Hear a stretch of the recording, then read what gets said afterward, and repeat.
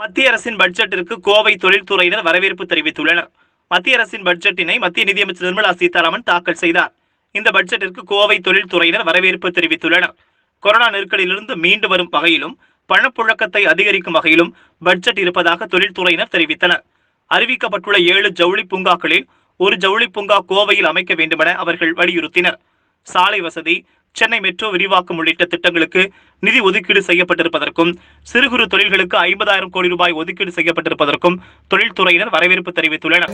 அதாவது நம்மளுடைய தமிழ்நாடு மாநிலத்திற்காக 1.039 லட்சம் கோடி ஹைவே செலவினங்களுக்கு ஒதுக்கப்பட்டிருக்கிறது. அதை நாங்கள் வரவேற்கிறோம். மேலும் சென்னை மெட்ரோ ரயில் திட்டம் ஃபேஸ் 2 அதற்கும் 63,240 கோடி, அதாவது 118.9 கிலோமீட்டர்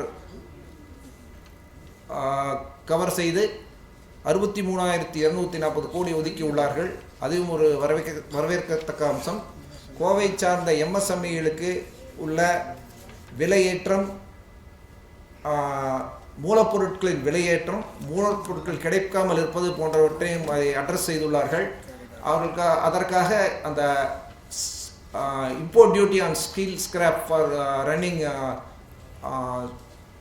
சிறு குறு மற்றும் நடுத்தர தொழில்கள் செய்யப்படுகின்ற அந்த காப்பர் ஸ்மெல்டிங் அதற்காக ஸ்கிராப்பை 5% இறக்குமதி வரை 2.5% செய்திருக்கிறார்கள்.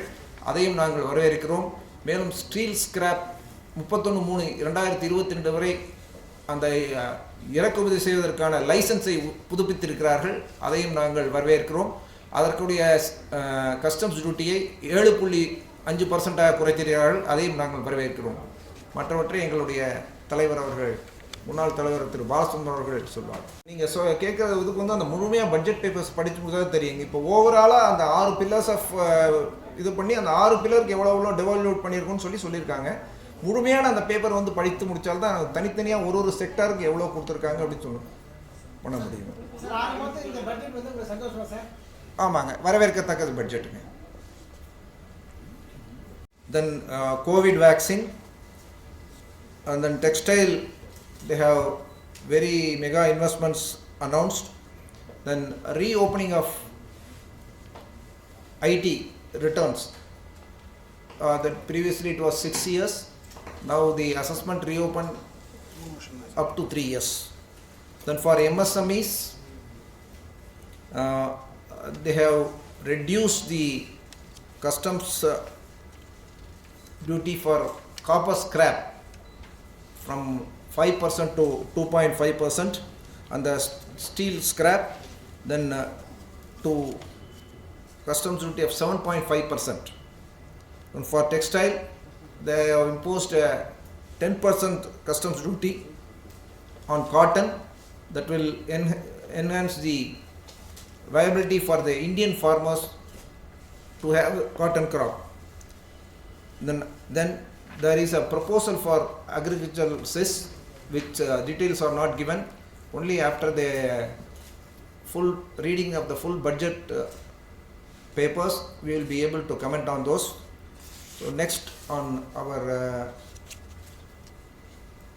former President Shri D. Balasundaram will talk on the Kovai MSME அதிகமாக இருக்கிற இதுன்னு நம்ம சொல்லிட்டு இருக்கிறோம். அந்த MSMEக்கு என்னென்ன செய்யலாம் அப்படின்னு சொல்லி ஓரளவு நாங்கள் பண்ணியிருக்கிறாங்க.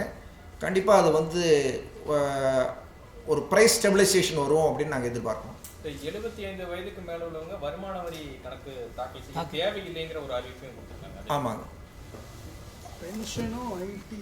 அதாவது அதில் 2 இது பென்ஷன் அண்ட் இன்ட்ரெஸ்ட் ஆன் இதுங்க ஃபிக்ஸட் டெபாசிட்ஸ், அது அது மட்டும் வந்துட்டு இருந்தால் அவங்க இன்கம் டேக்ஸ் ரிட்டர்ன் ஃபைல் பண்ண வேண்டிய அவசியம் இல்லை அப்படின்னு சொல்லியிருக்காங்க. அந்த 2 இன்கம் அந்த ரெண்டு ஃபேக்டரில் மட்டும் வந்தால் மட்டும் அந்த மாதிரி அவங்களுக்கு தேவையில்லை.